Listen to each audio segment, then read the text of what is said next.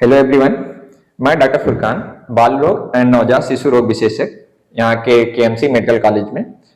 मैंने अपना MBBS king George medical college Lucknow से पास किया है। उसके बाद एमडी पीडियाट्रिक्स एम्स भोपाल से किया है और उसके पश्चात पीडीसीसी एंड नियोनेटोलॉजी नवजात शिशु रोग विशेषज्ञ के लिए एसजीपीजीआई लखनऊ से पास किया है और यहाँ केएमसी मेडिकल कॉलेज में मैं पिछले 8 महीनों से कार्यरत हूँ। आज मैं आप लोगों को न्यूबॉर्न बेबीज के केयर के बारे में कुछ टिप्स देना चाहता हूं और एक खासकर उन लोगों के लिए जो पहली बार पेरेंट्स बन रहे होते हैं उनके लिए काफी जरूरी है।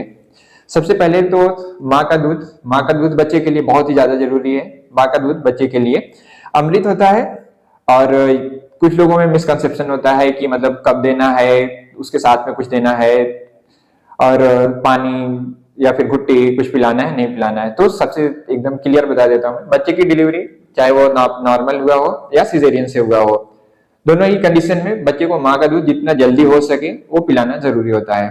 कुछ एक एक्सेप्शन को छोड़कर कि बच्चे को कुछ ज्यादा दिक्कत है, जो बच्चा आईसीयू में जा रहा है, तो फिर उस कंडीशन को हम अवॉइड करेंगे। अगर बच्चा नॉर्मल है, बच्चे को कोई दिक्कत नहीं है, तो जितना जल्दी हो सके दोनों ही कंडीशन में माँ का दूध जितनी जल्दी हो सके वो पिलाना चाहिए। और कई लोगों का कंफ्यूजन रहता है कि माँ का दूध नहीं आता है तो ऐसे कंडीशन में क्या करें। तो पहली बार में थोड़ा सा दिक्कत होती है क्योंकि ये जो होता है ना, एक रिफ्लेक्स मैकेनिज्म है मिल्क का फॉर्मेशन। बच्चा जैसे ही माँ के पास आता है तो छाती से लगता है तो एक रिफ्लेक्स ब्रेन के पास जाता है और फिर वहां से हार्मोन रिलीज होते हैं और फिर मिल्क का सिक्रीशन होता है। फिर ये रेगुलर कंटिन्यूस मैकेनिज्म है।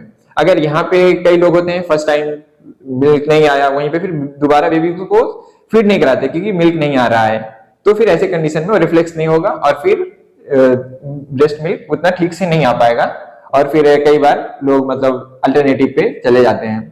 कुछ लोगों का कंफ्यूजन होता है कि मतलब ब्रेस्ट मिल्क के साथ में कुछ देना है जैसे कि पानी, लेकिन ऐसी कोई जरूरत नहीं है। बच्चे को जो पानी की जरूरत है वो ब्रेस्ट मिल्क में पूरी तरह से अवेलेबल है, तो इसके लिए बच्चे को माँ के दूध के साथ में कुछ भी मिलाने की या कुछ भी अलग से देने की जरूरत नहीं होती है। और बच्चे को 6 महीने तक सिर्फ माँ का दूध ही सफिशिएंट होता है उसकी ग्रोथ के लिए और उसके डेवलपमेंट के लिए। अब माँ का दूध कितनी बार पिलाना है, ये है कि बच्चा जितनी बार भी डिमांड करे माँ को उतनी बार पिलाना चाहिए। एक औसत 8 से 12 बार पिलाना चाहिए और रात में भी कम से कम 4 से 5 बार, क्योंकि जो रात वाला है, रात में जब हम ब्रेस्ट मिल्क पिलाते हैं उस टाइम पे जो हार्मोन्स हैं उसका जो कि मिल्क का फॉर्मेशन करता है उसका सिक्रीशन ज्यादा होता है, तो इसके लिए रात वाला फीड मिस नहीं करना है। और कई लोग होते हैं उनका कंफ्यूजन रहता है कि बच्चे का पेट नहीं भरता है, तो उसका सीधा सा तरीका है कि मतलब अगर बच्चे ने माँ का दूध पीने के बाद 2-3 घंटे वो आराम से सोता है, दिन भर में 5 से 6 बार यूरिन पास करता है और स्टूल पास करता है, डेली पास करता है, या अगर डेली नहीं भी करता है तो बच्चों में 4 दिन पर एक बार भी कर लेता है तो नॉर्मल है।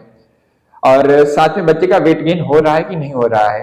अगर बच्चे का वेट गेन हो रहा है तो, और ये जो 2-3 चीजें मैंने बताई ये हैं, तो बच्चे के लिए माँ का दूध सफिशिएंट अमाउंट में, हमको अलग से परेशान होने की जरूरत नहीं है।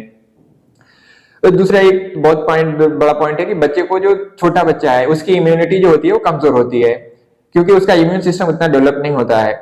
और बच्चे को बच्चा अभी डिलीवर हुआ है, हर कोई उसको टच करना चाहता है, खिलाना चाहता है, तो थोड़ा सा कुछ हमको प्रिकॉशन लेना चाहिए कि मतलब बच्चे को जितना कम से कम लोग कांटेक्ट में आए उतना बेटर है, क्योंकि हर किसी के साथ में कुछ ना कुछ इन्फेक्शन बच्चे को लग सकता है। और घर पे भी जो लोग बच्चे की केयर करें उनको भी इतना ध्यान देना चाहिए कि बच्चे को कभी भी टच करने से पहले अच्छे से साबुन से हाथ धुल लेना चाहिए और साथ में अगर नहीं हो सके तो सैनिटाइजर तो एटलीस्ट इतना तो इस्तेमाल करना चाहिए हर बार में ही।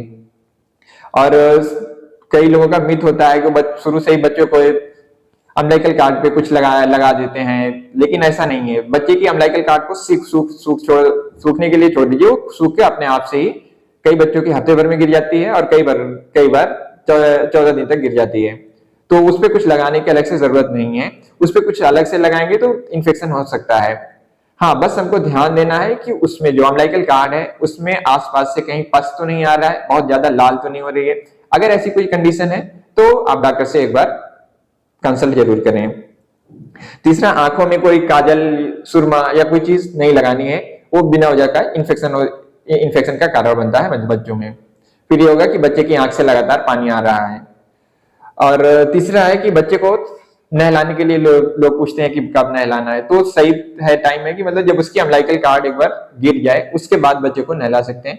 हाँ, उससे पहले बच्चे को स्पॉन्ज से बाथ दे सकते हैं, हल्का गुनगुना गर्म पानी में स्पंज भिगा के उसका जो शरीर है वो क्लीन कर सकते हैं। तीसरी ओर बच्चों को मसाज करने के लिए लोग पूछते हैं कि कौन सा तेल या कौन सा ऑयल लगाना सही रहेगा।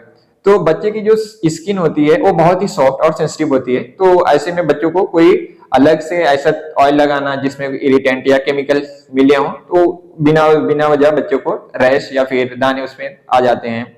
तो कोशिश करिए कि मतलब अगर मसाज तो करना है लेकिन नारियल तेल से, या फिर ठंडी ठंडी के टाइम में जैतून का तेल हम ऑलिव ऑयल का इस्तेमाल कर सकते हैं।